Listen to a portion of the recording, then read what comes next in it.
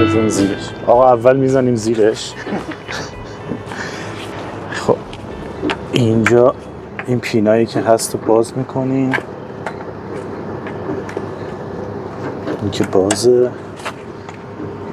خب میذاریم این طرف هم که بازه، یه پا میذاریم اینا میره پایین.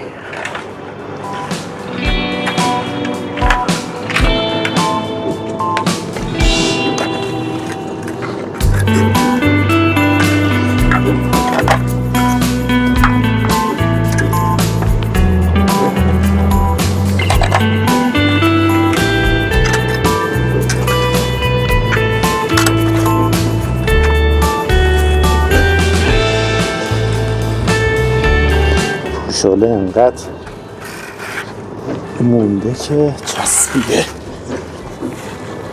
جداش میکنیم.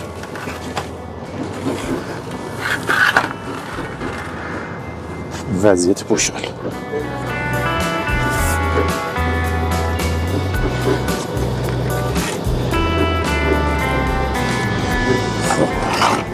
حالا اینو به این صورت میزنیم که تمام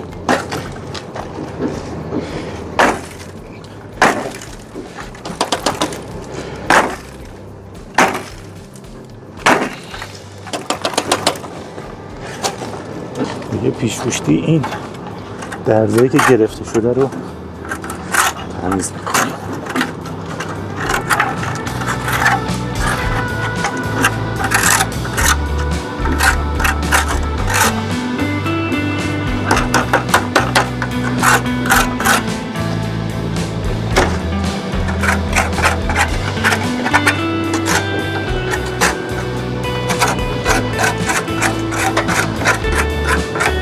با این روش هم میتونید داخلش رو تمیز کنید. یه انبار دست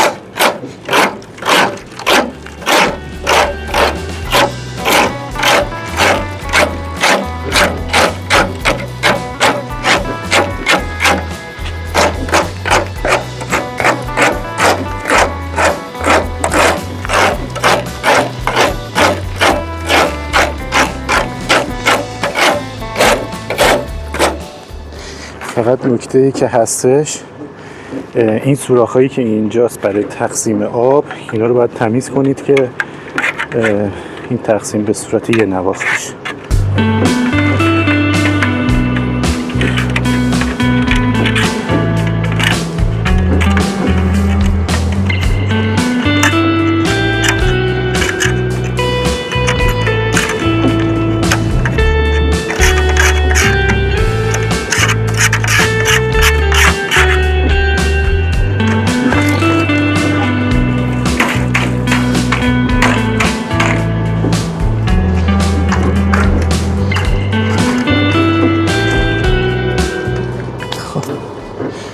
پوشال جدید رو در میاریم و یکی از این ستا رو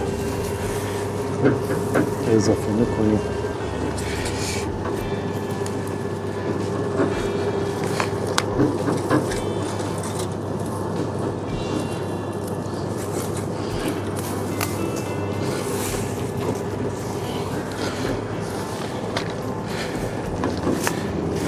فقط حتما باید پوشالی رو بگیرید که مناسب سایز کولر خودتون باشه.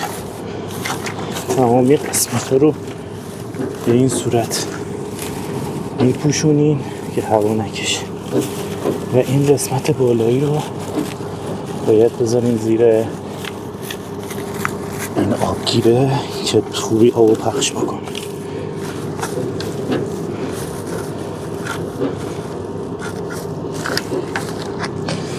و تو این مرحله تمام این گیره ها رو بس میکنیم سر جاش.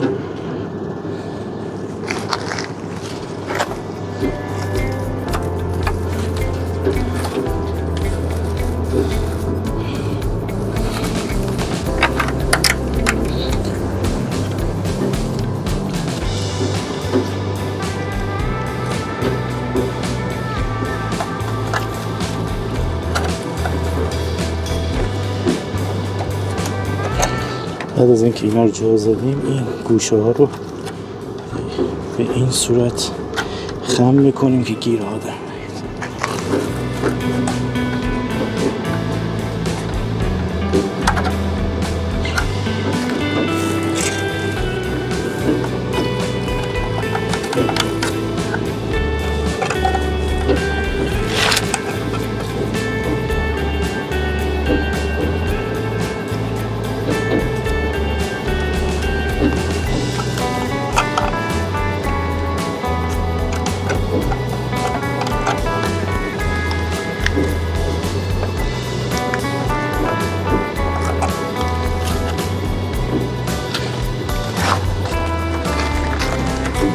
به همین راحتی بعد اینو جا میذاریم سر جاش.